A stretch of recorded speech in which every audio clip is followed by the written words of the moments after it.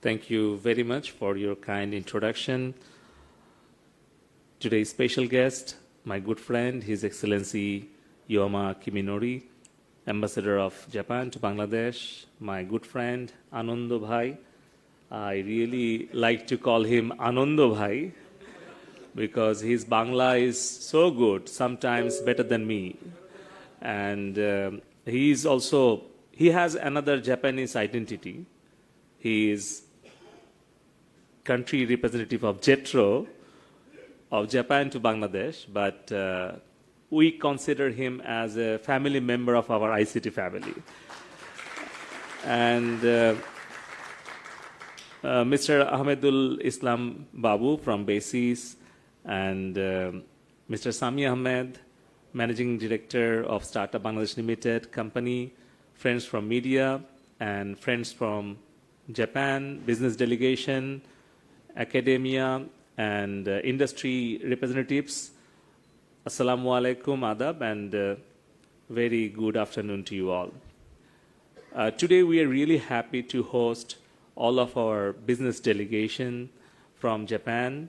I have came to know in a big number of entrepreneurs and investors are visiting Bangladesh, and they will actually have the opportunity to have the first-hand experience of our coders, our problem solvers, our future leaders of our industry in different universities who are participating this Code Samurai 2024, organized by JETRO, ICT Division, and Dhaka University together. I have came to know that more than 30 universities are participating, and the numbers of participants and the team's number is near about 50. And this is going to be 3 days program, so they will be coming and solving the problems. And under the Vision 2041, Honorable Prime Minister Sheikh Hasina declared to build Smart Bangladesh, and you will be happy to know that first pillar of Smart Bangladesh is to develop our smart citizens. Smart citizens means that the innovative, creative, problem-solving generations will be solving the problems. What we have just seen from a company, EMI, IoT and robotics technology-based company who are working already in Japan, solving problems in agricultural field. Maybe in short period of time, the same problem is need to be resolved in Bangladesh in different rural areas. And you see that during the COVID time in Bangladesh, we had a shortage of agricultural workers. And Honorable Prime Minister Sheikh Hasina had to request to our political workers to go and help the farmers. And if we could not have machines like combined harvesting machines in the field, then it would have been impossible to harvest our crops. So these kind of problems are already in front of our eyes. So we need to mechanize our agricultural field. We need to apply robotics, IoT technologies with data analytics, machine learning, and artificial intelligence. And this kind of guidance given by Honorable ICT Advisor at least 7-8 years before. I can remember during our Digital World Summit, like today we are organizing JETRO presents Bangladesh IT Business Summit, Bangla Tech Now. So we started organizing Digital World since 2012. And I think in 2015, Honorable ICT Advisor, who is the main architect of Digital Bangladesh Vision, he shared, Honorable ICT Advisor, Mr. Shajiv Wazir Joy, shared his observation and anticipation on 4 frontier technologies. I would like to also share with you, because I have the opportunity to share Honorable ICT Advisor's vision and his observation with you, because you are the main players, you are the main leaders who is going to contribute to achieve our Smart Bangladesh vision. Because we believe in collaboration and partnership between government, industry, and academia. And this is the platform what actually JETRO created for achieving the Smart Bangladesh. This is the fantastic platform in partnership and presence and participation of the government, industry, and academia. Joy Bhai told us to focus on artificial intelligence, robotics, microchip designing, and cybersecurity. You see how ChatGPT has disrupted all the areas. And what I feel, ICT is going to be a cross-cutting issue and cross-border issue. If we talk about, we don't have any land boundaries. Our 700,000 IT freelancers, they're working on different online marketplaces from US, from Japan, Australia, Singapore. They're getting the job and they're doing the work and they're outsourcing handsome amount of money, and Japanese, American, Australian companies, European companies are also outsourcing their services from our local entrepreneurs. I can see Raisul is here. Brain Station, the main station is here. Who is actually exporting services and software to European, American companies and earning money for his company and also contributing in our national economy. This is how in last 15 years of time, under the prudent leadership of Honorable Prime Minister Sheikh Hasina and under the proper guidance of Honorable ICT Advisor Sajeeb Joy, we have transformed our economy from a labor-based to technology-based. Now we are moving forward towards knowledge-based smart economy. That is our second pillar. And third pillar is smart government, where we have a target to make all of our government services paperless, faceless, contactless, corruptionless, faster. Because in the presentation of Anando Bhai, Yoji Ando, he presented before us that there are so many attractive indicators and points for Japanese investors. There are few challenges. Honestly, I also acknowledge that for attracting and doing the business. But where there is a problem, there is a solution. And solution lies on technology.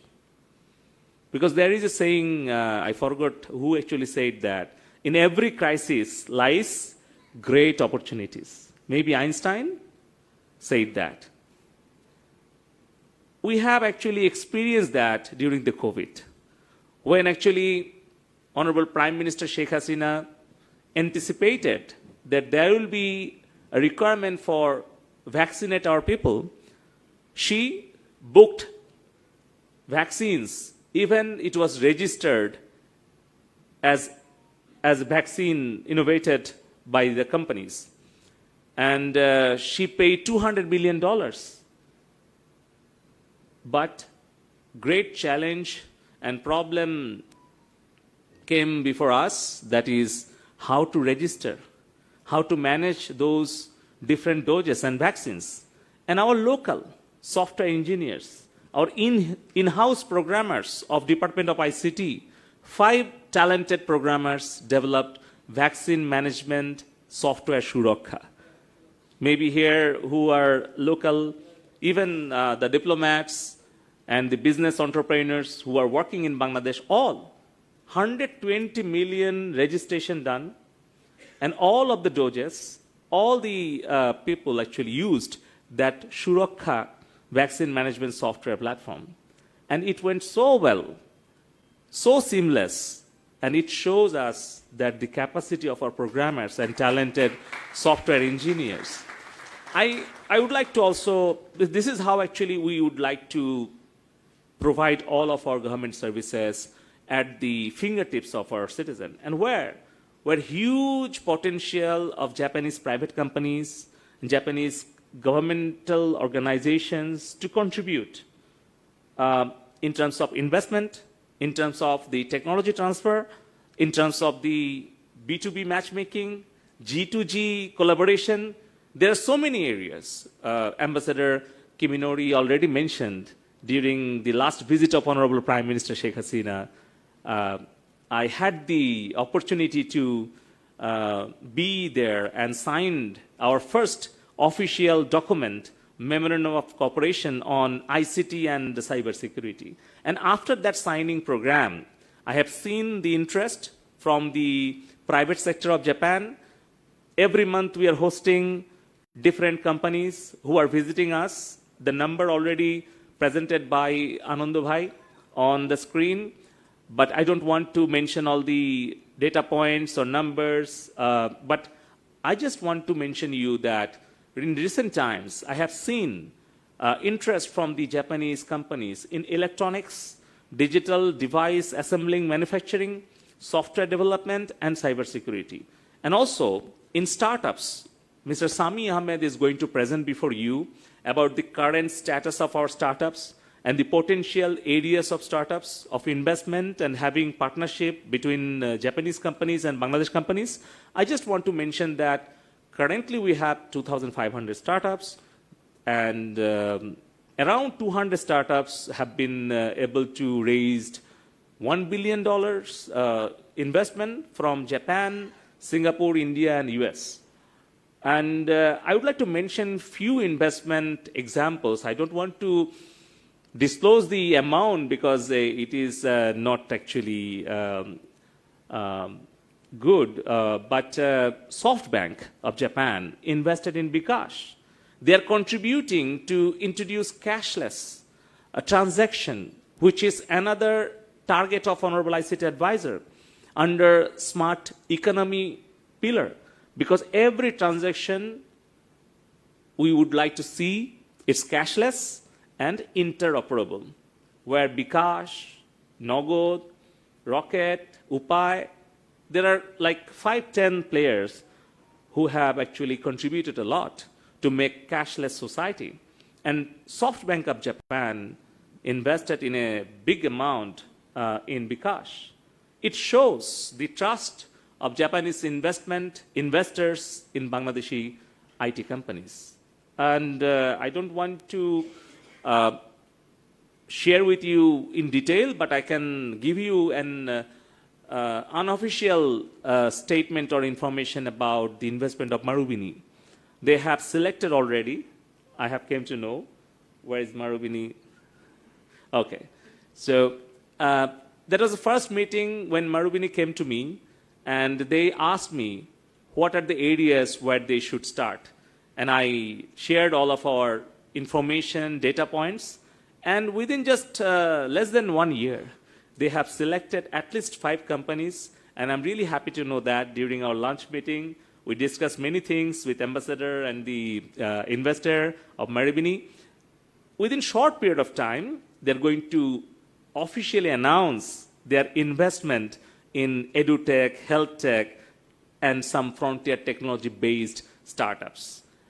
At the same time, I just want to share with you, maybe many of you are aware about BJIT successful story.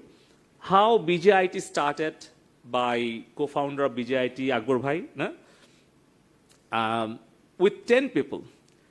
And I'm really happy to share with you that currently 800 people are working from Bangladesh, from Dhaka, for BJIT, and maybe 200 people are working from Tokyo, from rest of the world.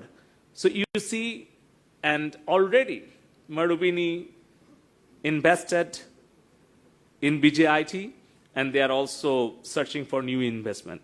So these are some success stories and examples that could be also helpful to understand the Bangladesh readiness in post-telecom and ICT sector. At the same time, from the government sector, we have successfully implemented Bangladesh-Japan Engineers Training Program. In short, we call it BJET. In a jet spirit, we are taking this, but His Excellency Ambassador actually identified the main challenge of our current ongoing projects are scaling it up very quickly, because over the period of 2 years maybe, we have been able to train up 380 engineers, and out of them like 80 to 90% engineers were able to got jobs in Japanese IT companies. And many of them are now working from Dhaka, and many of them are working in Japanese different cities and different companies. And also under IT engineers exam program over the last 10 years, hundreds of engineers every year appearing before the exams, passing over there, and getting jobs. And many of them are starting their own businesses. So I think this is how we are developing. At the same time, we are having partnership with different universities, like also private universities. I would like to mention North-South University, Daffodil International University, and some other. Dhaka University is our ongoing partner, but they are also contributing to provide language, training, communication soft skills training programs supported by JETRO. And I have proposed before His Excellency Ambassador to look into some long-term vision, like how Japan helped us to develop our road communication, for building bridges, for successfully completed of our metro rail, our third terminal, Matarbari power plant, Matarbari deep sea port. So all these mega projects done by Japanese funding, technology, and the support. And I think people of Bangladesh, government of Bangladesh is really thankful to Japan for their support in building middle-income digital Bangladesh. During the Liberation War, Japanese people and the government supported us. Immediately after our independence, within 2 months, Japanese government recognized us, and Bangabandhu Sheikh Mujibur Rahman visited Japan just immediately after 3 months of our independence back in 1973. And I learned from Honorable Prime Minister Sheikh Hasina that Japanese school-going students, they saved their tiffin money and they contributed our refugees during the Liberation War. They sent money to feed our children who were sheltered in India during our Liberation War. So we have that emotional attachment and long-time trusted friendship between two countries. So now, this is Bangla Tech Now time. And we would like to go and reach to the peak. You can see the logo of our Bangladesh IT Business Summit 2024, where there are so many pathways, so many players, but the single destination to climb on the top to the summit. So that is my understanding. We have different players from Bangladesh and Japan, from government side, from private industry, from academia, from startups, but we have the same goal to be developed nation by 2041. And that is the ultimate target of all of us. So I would request His Excellency, my friend Kiminori, to also consider investment in post-telecom and IT sector, and this kind of summit exchange programs we would like to host frequently. And also I proposed His Excellency Ambassador, my friend Kiminori, to consider G2G project to establish Bangladesh-Japan Friendship IT Training Incubation Center, where we will invite our undergrad students who have done their secondary or higher secondary school certificate programs. We will provide them Japanese language skills, Japanese cultural awareness, etiquette, at the same time 3 months short course, 6 months certificate courses, 12 months diploma courses on different IT fields focused on Japan market. At the same time, we would like to introduce some incubation and internship program and also top-up program for graduates, the freshers, on frontier technologies. At the same time, I would like to also invite private sector to come up for setting up their business factories and software companies, development centers. At the same time, some training and resource development institutes, if they have interest to set up their companies or training incubation centers, we would love to allocate land. If their industry is coming with subsidized price, if they are interested to set up their training centers, maybe free of cost. And also I would like to allocate ready space inside the high-tech park or software technology parks to set up their companies or training centers. I would like to share and contribute from the government side. So with this, I would like to conclude here. I know you have interest to know more about our industry readiness, about our resource availability, and the policy, and the other queries and questions you have. But I hope that we have really capable representation from the industry and from the government sector. Mr. Babu and Sami, they would be able to satisfy you with all the information and the answers. And from the government side, we have already introduced Bangladesh-Japan IT Connect virtual portal. And also we have set up Bangladesh-Japan desk introduced by our trade body BASIS. So all these are available to support you. So anything you need, anything you require, we'll be there to support you as your partner. Be innovative and smart. Joy Bangla, Joy Bangabandhu. Thank you, Honorable State Minister, for sharing wonderful examples of successful startups of Bangladesh and Bangladesh government's visionary plans to start Smart Bangladesh.